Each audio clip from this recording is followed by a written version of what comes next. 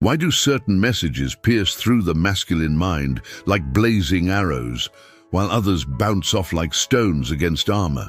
Picture this scenario. A woman sends a simple text to her partner, 3 words. Yet this man, who seemed indifferent to everything, suddenly transforms. His breathing shifts, his eyes brighten, his attention becomes completely captured. What happened?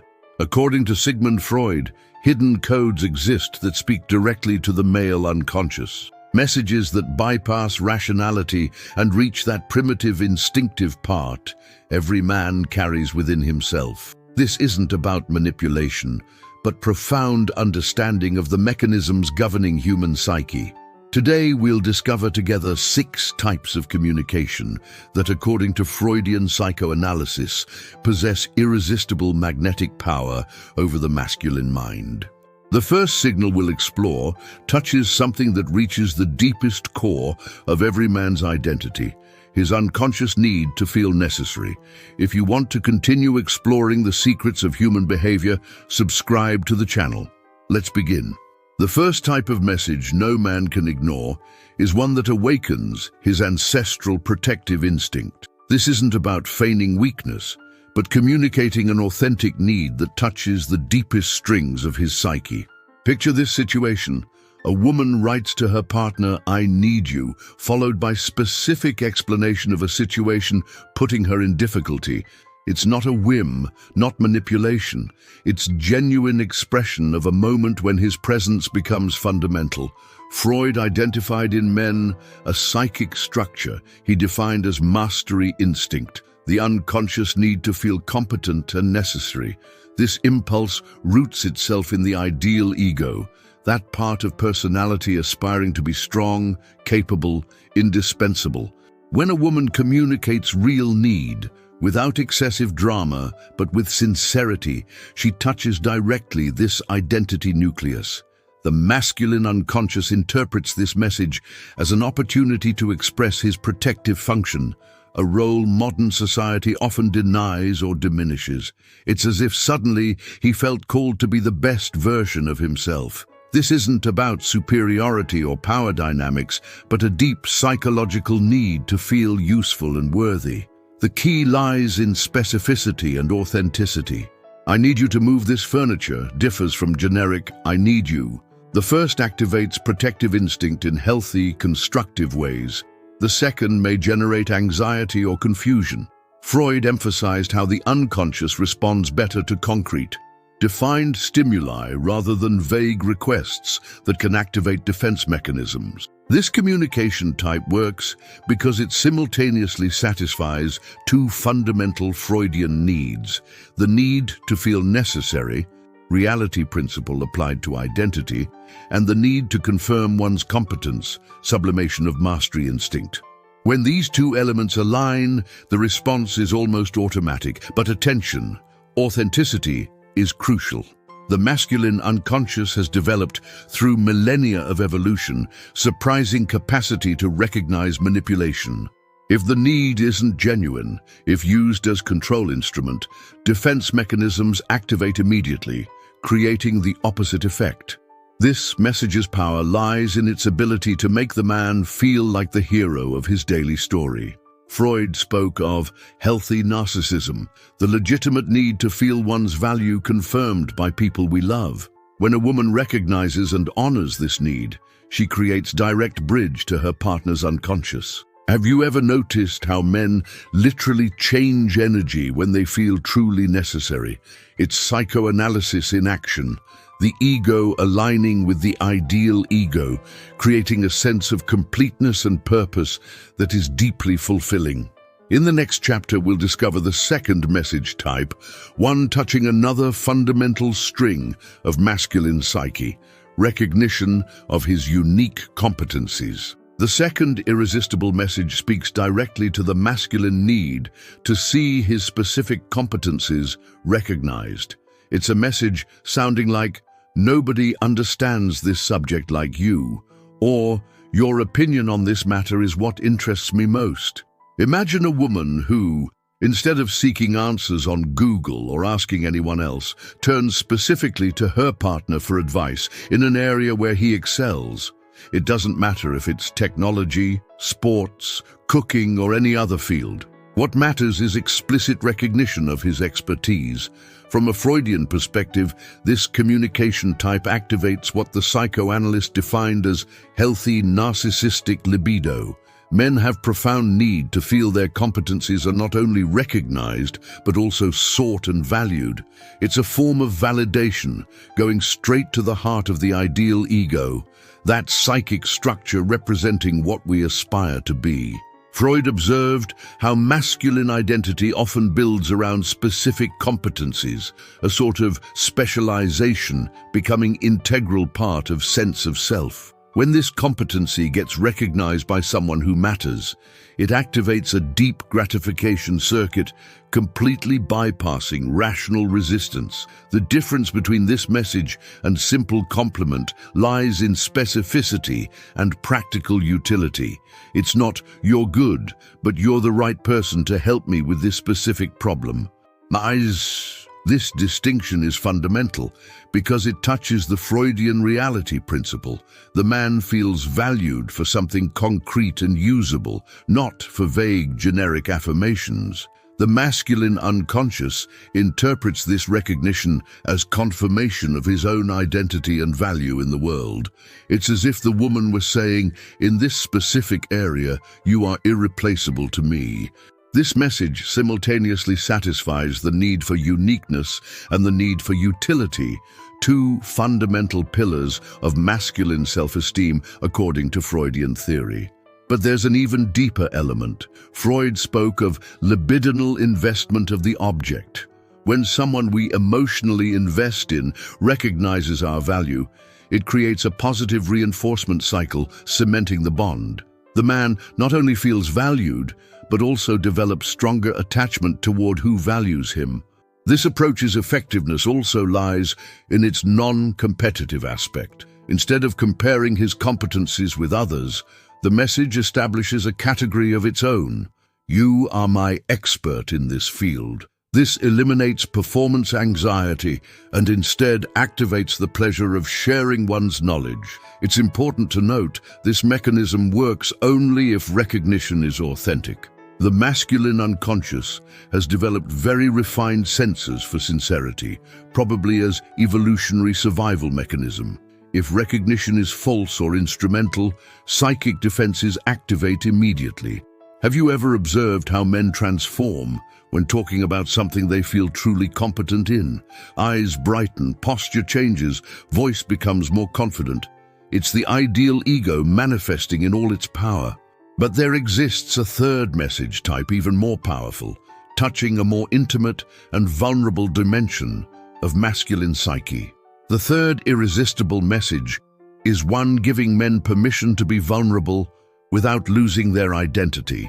It sounds like, "I like it when you show me what you really feel," or "Your sensitivity makes me feel closer to you." Imagine this scene. A man has had a difficult day at work.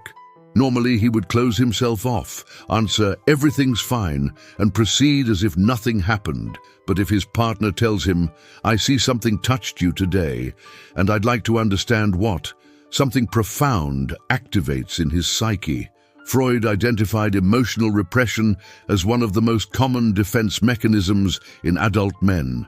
Society, education, cultural expectations push men to develop what the psychoanalyst called rigid superego regarding emotional expression. Men don't cry, be strong, don't show weakness. These messages create psychic armor, separating men from their authentic emotions. But under this armor, the unconscious yearns to be seen and understood in its completeness. When a woman communicates that masculine vulnerability is not only acceptable, but desirable and attractive, she touches a primordial wound every man carries within. The fear of being rejected if he shows himself for what he really is. This message's power lies in its liberating effect. Freud spoke of catharsis, the psychological relief felt when repressed content is brought to consciousness and accepted. For many men, the opportunity to express their emotions without being judged represents a form of daily therapy. The key lies in how the invitation is formulated. Not, "Why don't you ever talk about your feelings?" which sounds like criticism and activates defenses, but "I feel more connected with you when you share what you feel," which sounds like a gift and invitation. The difference lies in focus. The first message underlines a lack, the second celebrates a presence. The masculine unconscious responds to this communication type because it resolves a fundamental internal contradiction, the conflict between the need to be authentic and the fear of being rejected for one's authenticity. When this conflict resolves, enormous emotional energy is released, transforming into intimacy, connection, and deep attachment. Freud observed how the capacity to be vulnerable safely is one of the prerequisites for mature love. When a man finds a safe space for his emotionality, he not only feels relieved, but also develops profound gratitude toward who offered him this space. It's as if that person became a safe harbor for his soul. But attention, this message works only if followed by genuine acceptance. If the woman invites vulnerability and then judges, criticizes, or uses received information against the man during conflict moments, it creates trauma that can close that door forever. The masculine unconscious has elephantine memory when it comes to emotional betrayals. The result of such communication is extraordinary. The man not only opens up but starts actively seeking that emotional connection. It's as if he suddenly discovered a part of himself he had forgotten having. Have you ever noticed how a man's energy changes when he feels truly seen and accepted in his emotional entirety? It's a transformation touching the heart of Freudian theory about psychic healing through acceptance. But there exists a fourth message type, touching an even more primitive and powerful dimension of masculine psyche. The fourth, irresistible message is one presenting a challenge in ways that stimulate conquest instinct without creating conflict. It sounds like, "I bet you can't," followed by something specific and achievable, or "It would be incredible if you could." Imagine a woman telling her partner, "I bet you can't make me smile in less than 5 minutes." Or, "It would be fantastic if you could prepare that recipe you always talked about." It's not criticism, not pressure, but playful challenge, immediately activating something primitive and powerful in masculine psyche. Freud identified in human psyche what he called mastery instinct, the deep need to dominate environment, overcome difficulties, demonstrate one's competence. In men, this instinct is often amplified by millennia of evolution and social conditioning. But in modern life, few things offer opportunity to activate this instinct in healthy, constructive ways. When a woman presents a challenge this way, she touches directly the motivational center of masculine unconscious. It's not aggressive competition, but what Freud would define as sublimation, transformation of primitive impulse into something socially acceptable and personally gratifying. This approach's power lies in its psychological structure. First, it presents clear, achievable objective. Second, it implies trust in man's capabilities. Third, it promises emotional reward, pleasure of having won the challenge. These three elements together create what modern neuroscientists would call dopamine cocktail, but what Freud described as libido activation in the ego. The brilliant aspect of this message is it transforms the man from passive to active. Instead of receiving requests or criticisms, he finds himself facing an opportunity to shine, to demonstrate his value through action. It's the difference between "you should do more often" and "I bet you'd be capable of." The first activates defense mechanisms, the second activates growth mechanisms. Freud observed how masculine identity often forms through overcoming tests and challenges. When a woman recognizes this need and honors it by creating positive conquest opportunities, she's not manipulating the man, but working in harmony with his natural psychological structure. But there's an even more subtle and powerful element. This message type communicates trust in man's capabilities. From psychoanalytic perspective, when someone we emotionally invest in expresses faith in our capabilities, it activates what Freud called positive identification.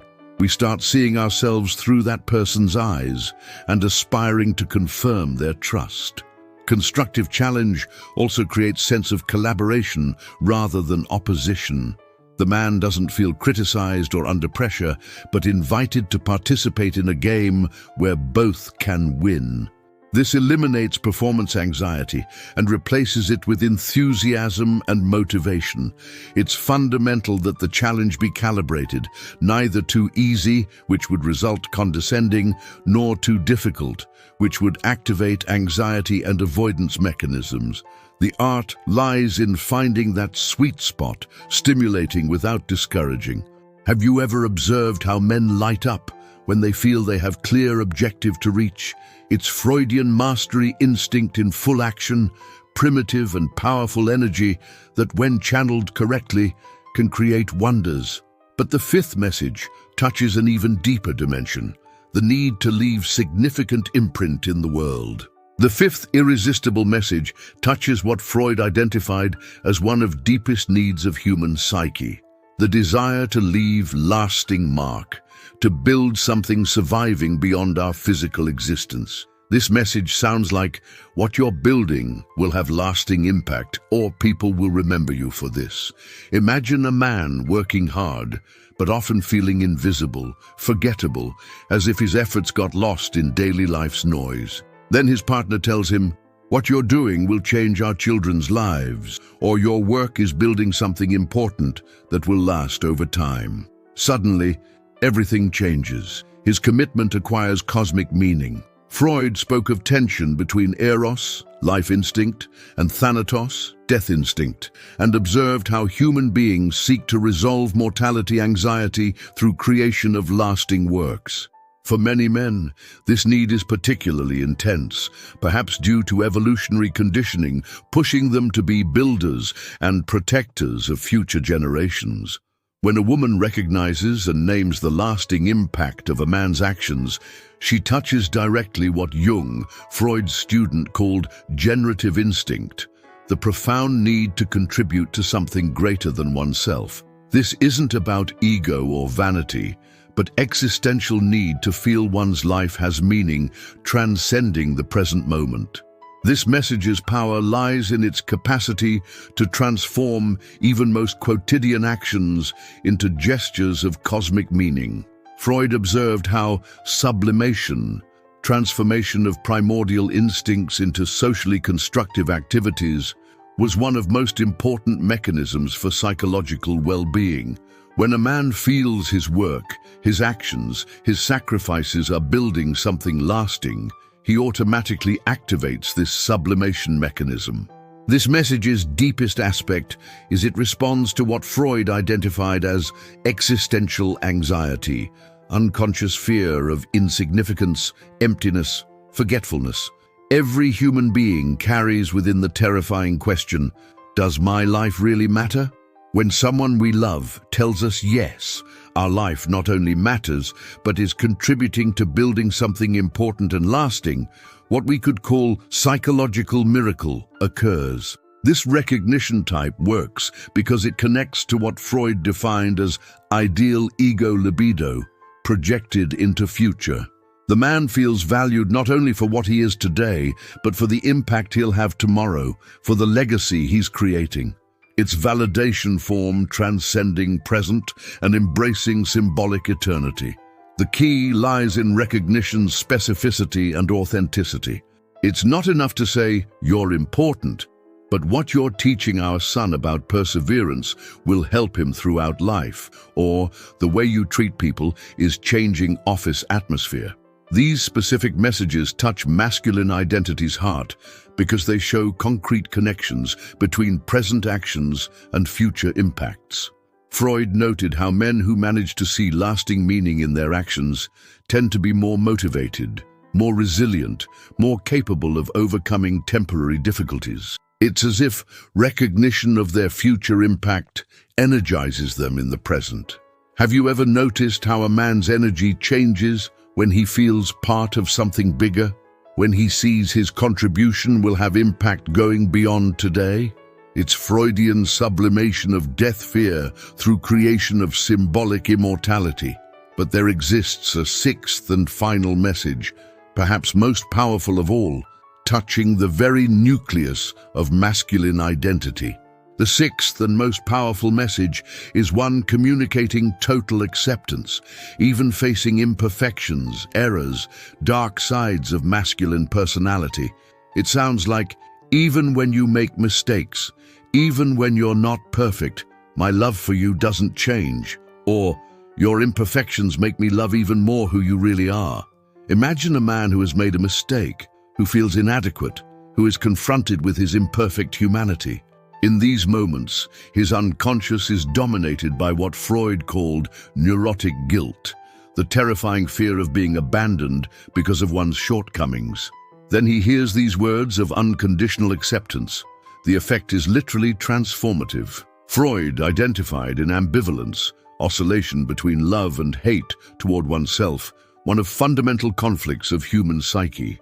Men, often raised with expectations of perfection and constant strength, develop what the psychoanalyst called punitive superego, cruel internal voice criticizing them for every error, every moment of weakness, every manifestation of humanity. When a woman communicates unconditional acceptance, she's not just offering forgiveness for specific error. She's literally rewriting the man's internal script, replacing superego's critical voice with loving, accepting voice.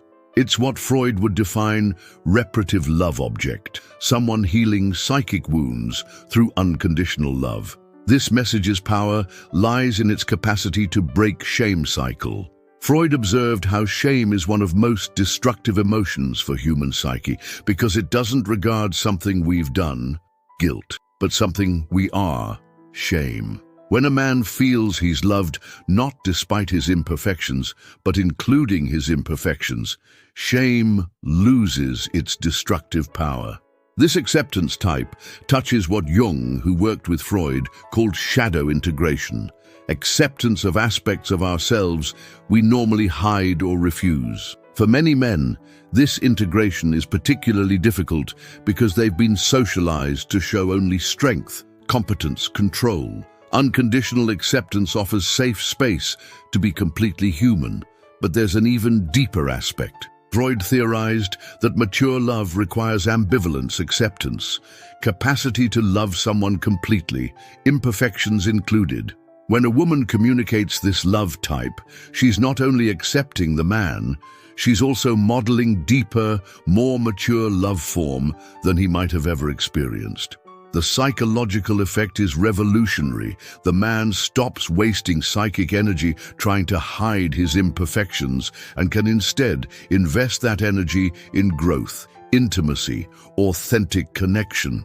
It's as if suddenly he could breathe completely for the first time.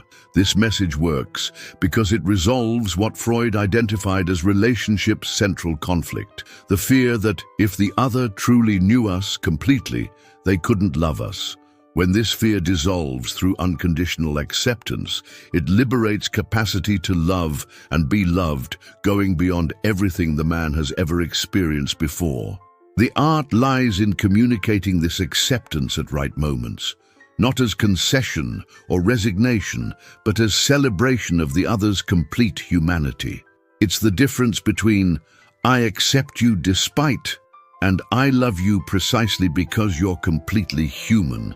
Have you ever observed the transformation occurring in a man when he feels completely accepted for what he is? It's as if all his defense mechanisms melted, revealing the authentic person underneath. It's Freudian love in its purest form, total acceptance that heals and transforms. These are the 6 messages that, according to Freud, no man can resist. But the real question now is, how will you use them? Freud taught us that human unconscious responds to profound truths, not superficial techniques. These messages work not because they manipulate, but because they recognize and honor fundamental psychological needs every man carries within himself. But now the most important question is for you. Which of these messages resonates most with your experience? Which do you think could transform your relationships? I ask you to leave a comment below, writing your city of origin and sharing which message struck you most. If this video gave you new perspective on human relationships, hit like and subscribe to the channel to continue this journey in profound understanding of human psyche. Share this video with someone who could benefit from these Freudian insights. Thank you for being part of this community exploring mysteries of human mind. Together, we're discovering the deepest secrets of how we really function. What city are you watching from? Drop a comment below and let me know.